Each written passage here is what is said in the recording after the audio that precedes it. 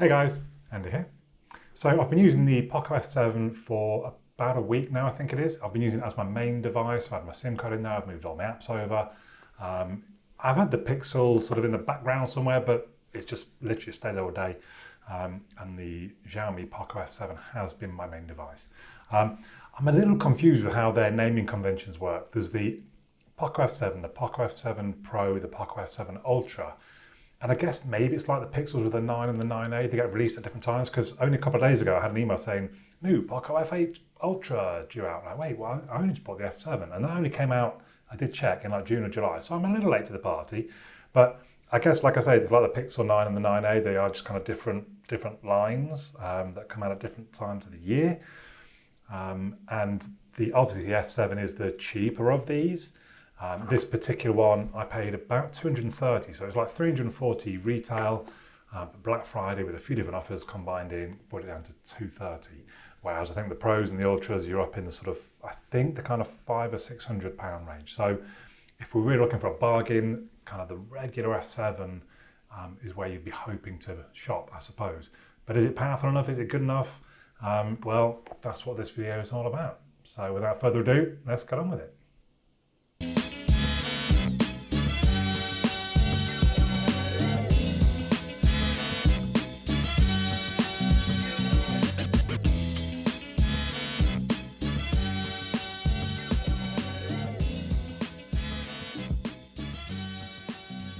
But as I usually do, I'm going to start off with the design. It's available in 3 different colours. As you can see, I got the black, but it's also available in white and silver.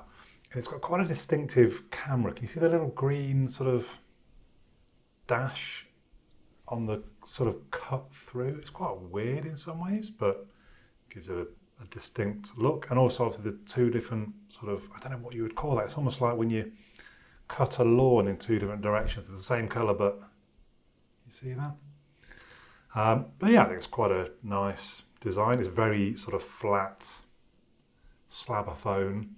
It is 215.7 grams and 8.2 millimeters thick. So it's a little heavier than some, but not in a, I'm not carrying around thinking, oh, it's such a heavy phone, oh my goodness, I'm tired carrying this phone around. But it is a bit heavier than things like some of the Pixels. I'm also, this whole power button and volume button, I'm forever pressing the wrong one because I'm just used to the way the Pixels have it with the power at the top. It's not wrong. I think every other device does it that way. It's just Pixel that do it the other way. Anyway, so it's not a problem. And then, as you can see, the fingerprint sensor is really quite low on the device. I don't like how low it is. I don't know why. I just feel like it's too far off, too close to the bottom. I prefer if I'm pressing to have more of a better grip on the device, I suppose. But again, it's not really a problem. And on the whole, I would say pretty quick, pretty fast. And then also, this is the only time I've had it out of case for quite a while, because you get a free case with the device, which I think is a nice touch, especially for someone like myself who's, I'm only using it for a week. I don't really have to go spending money on accessories. So the fact you get a case, and it's quite a nice case, it's a little bendy and flexible, but it doesn't really matter, does it? It feels like it would protect the device if I dropped it on the concrete. So yeah, that's quite a nice touch. If we move on to the actual hardware, so I'm going to read some of the specs. You either get a 256 gigabyte, which is what this version is, or a 512 gigabyte. Both have 12 gig of RAM, although there is an option in the settings where you can assign some of the, ROM, the storage effectively, to be extended RAM, and it defaults to 4. So as far as it's concerned, it thinks it's got 16 gig of RAM, which is an interesting move. Also, the memory is UFS 4.1, which I think that's pretty quick. I think my Pixel only has 3.1, for example. So for a budget device, it's interesting, it's got a faster memory. It's a Qualcomm Snapdragon 8S Gen 4, which is a 4nm chipset, which is pretty thin. It's got an octa-core CPU. It's got an Adreno 825 GPU. It does have NFC in the back, which is quite nice for a sort of let's call it a budget device. It takes a nano SIM at the bottom there. And all that hardware produces some pretty good Geekbench scores, I would say. So this is the CPU, 5876. So it's not that far behind the S4. Galaxy S4, it's quite interesting. And then if we jump over to the GPU,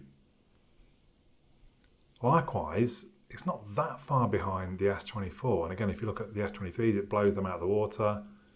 The Poco X6 Pro, blown out of the water. You know, there's a lot of devices down here that have been blown out of the water by quite a cheap device. So it's playing up there with the big boys, I would say, which is good. The screen, I've maybe not picked the best wallpaper to show it off, but it's quite a nice, bright, vivid screen. It's one of my photos, but it's a bit like glaring into the sun. But it's 6.83 inches, about 90.2 screen to body ratio. It's on a AMOLED screen.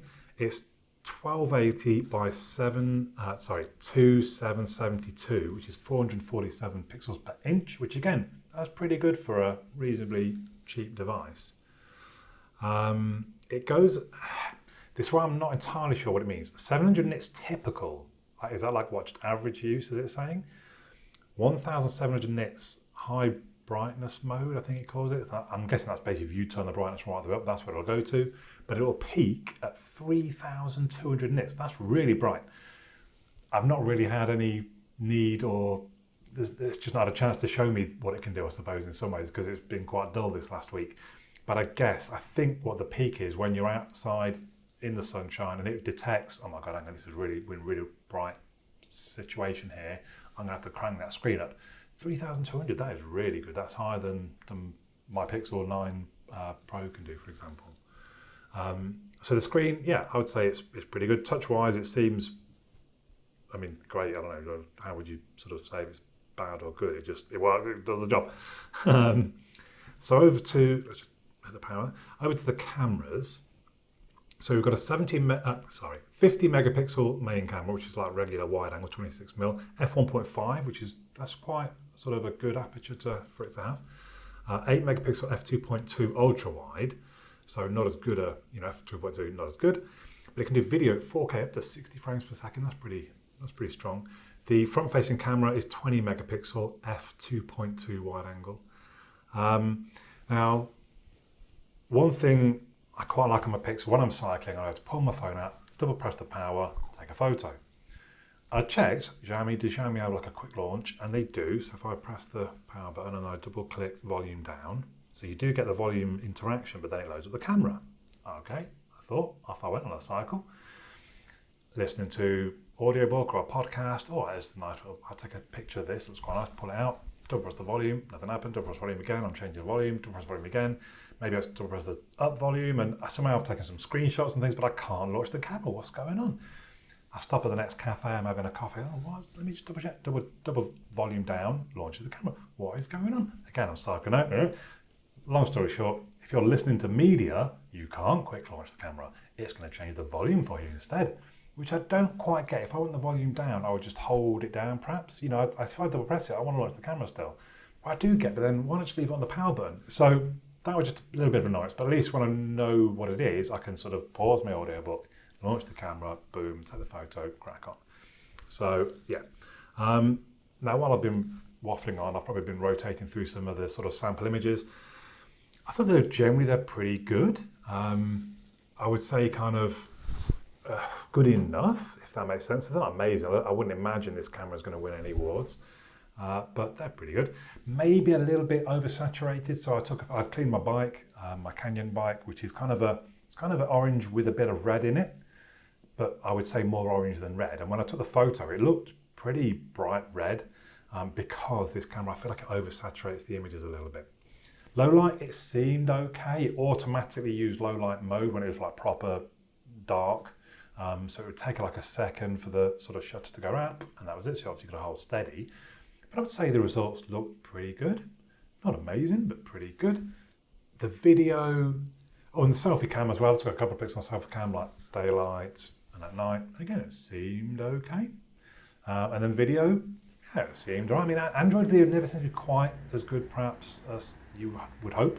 And so panning, for example, just that little bit sort of jittery and janky looking. But for a device at this price, I don't think it's a reason not to buy the cameras, let's put it that way. So the software is Hyper OS 2 running on Android 15. And it took a little bit of getting used to the swipe down. So if you swipe down from the one side, you get all the kind of control panel. You swipe down from the other side and you get your notifications. That caught me out, and still catches me out a little bit, but when you get used to it, okay, yeah. I mean, regular Android, you swipe down once, you've got them both, but okay. I quite like that you can add widgets from the home screen. So you've got an icon on the home screen, you hold down and there's add widgets. So rather than having to, because I didn't really like, and I was a bit confused by adding the widgets using, I mean, what's this cat come from? Where are my apps? Why have I got a dog? What is going on? So I did find it a little bit confusing, if I'm honest, the whole adding widgets. But yeah, I quite liked that you can do it from the icon on the home screen. That's quite cool. I've mentioned the expanding of the RAM. I still think, and this has always been a bit of a problem I think with Xiaomi, that I think the notifications are just a bit unreliable. I just don't trust it. I think it shuts down apps in the background or limits their. So a great example was I was cycling indoors, so I was recording my spin on my Whoop, which normally has a persistent notification saying recording spin, and you can even tap finish and what have you from the notification. So I'd done my spin, I'd got off, I'd been watching TV. I think it was even the next morning when I went into Whoop to sort of check my sleep stats, and it showed me that the spin was still recording. That notification was not anywhere at any point, at any time, and I've been spinning according to the app for like 13 hours or something. Oh, start that off so I can go back and edit, I can kind of cut it to what it should be, but did I do that? I can't even remember, I think I did. Anyway, but that's my point being, where was that persistent notification? Why would it have removed that? I don't think it ever showed it as I think back. So stuff like that, for me, that's a bit of not a good one. I did quite like at one point, so you know if you're using the cameras on a Pixel, for example, using the cameras, a little green dot saying, oh, you use some app is using the camera. Well, yeah, it's the camera. But I did notice on the Poco here, on the Xiaomi, that, it's got it in there, look now. It's got a little green dot. You know, what's the little green dot? Can I get it? Oh, maybe it's, here we go. Swarm. So it tells me Swarm is using your location in the background. So I quite like that the little green dot there. I don't think I've seen that on a sort of a Pixel where it's telling you something's using the location. I don't think, maybe I've just not noticed it. But I thought that was quite good. Onto the battery. So 6,500 milliamp hours. It does 90 watts wired charging. Now, I'm trying to think what I plugged it into. Maybe it was about 60 watts. So it claims 80% in 30 minutes. And actually, I did notice it charged very quickly. So yeah, 90 watts is possible. 22.5 reverse wired charging. I quite like the idea of that. So basically, you can use the phone to charge something else. So a lot of my stuff on my bike, all the little gadgets, are USB-C, and it would be quite handy if I needed to. If I had to take a cable with me, I can charge up something if I'm on a really long ride. So I quite like that idea. There is no wireless charging. Can't really be too upset at this price range for that though. As for battery life, it started off really good, like it seemed almost magical. Then I installed a whole bunch of stuff and I started using it properly for the first time, and the battery life tanked. Like I can't remember having a phone go so low in one day. But then it seemed to have kind of clawed its way back. And if we have a look at AccuBattery now, if I spin to the bottom, it reckons about 12.5 hours of fully screen on, or 37 hours of just kind of what regular use, combined use. So that's pretty good. That is pretty good. I mean, what am I at now? 61. I think I charged this morning. So maybe I came off charge, or did I charge it last night? I'm not gonna lie, I can't remember. But anyway, those are the numbers. Charging, does it tell us here how quickly? Oh yeah, so I see there that I charged from 11 minutes past 7 to just before 8. And that would have been charged to full from, I don't know, it wasn't super high, but charged to full in less than an hour. I think that's pretty good. Yeah, I don't think we get to see any more of that. Yeah, so generally, I think the battery is pretty fun. So there we go. The Poco F7. Got a few fingerprints on the back there. It certainly feels fast and responsive. The screen is bright and colourful. It's got decent battery life. The speakers, I didn't mention the speakers. They're not great, as in the quality isn't great, but they are, I would say they're pretty loud. I mean, I like listening to podcasts, audiobooks, even phone calls will provide you, I think a lot of people these days do, just on the speaker rather than in the earpiece. Definitely plenty loud enough for that, to the point that you generally don't want it at full volume for anything really. So they were pretty good. The camera, as I mentioned, is pretty good. I would say it's certainly sort of acceptable and passable and not a reason not to buy it. And you can't deny, I don't think, the value that this phone provides. Definitely good value. I mean, even if you're paying full price at $340, that's not a bad price. On the downside, I really miss wireless charging. You plug it on my desk dock and, not even thinking about plugging it in. I miss that a bit. I don't like that I can't trust the notifications. That would worry me a little bit if this was my main device. But I think probably, and I don't think I mentioned it, but the main thing that would annoy me is the always on screen isn't always on. It's every 10 seconds. And I don't know why it does that every now and then. It just says, oh, put your pin in. Wait, you like vibrated. I mean, put your pin in. Well, I wasn't even trying to unlock it. So we've got the time and maybe notifications showing at the moment, but I think that's only set. I mean, maybe it won't because I'm holding it. If I put it on the desk for a moment. But basically, there you go, it's gone already. So yeah, 10 seconds is the max. Apparently, it used to be able to go from 10 seconds to like just always on, which is what I'd want. That's what an always on screen is for. Why not let me have the choice? This one annoys me. Like this, for me, what I used to love about Android was you give me the choice. I have the phone set up how I want it. And Xiaomi, they're quite customizable. Very customizable. So why would you not? I mean, if it's a battery, it's got a massive battery. Why are you worried about it? Let me decide. That's my choice. If I get to the end of the day with 50%, and actually I would have got today with 42% if I had an always on screen, I'll take the 42% of the always on screen. That should be my choice. So that really bugs me. And I think that would be probably my biggest issue with this device. So there we go. I think if I'm comparing it to the 9A, which is retails at 500, but can be found, or I think, like I said in the last video, I think GiftCafe had it at 250. I don't know if they still have. Or this, if they were both 250, personally, I'm definitely leaning towards the 9A. I mean, almost certainly, because of the software experience. I think the hardware probably is better with the F7. I trust Google more with the software experience. If you're going full price, 500 against 340, I'd still want the Pixel 9A, but you are paying £160 more for it. So that's when it's up to you what is the better value for you? What is the better price point for you? So there we go. Hopefully that's been useful and helpful.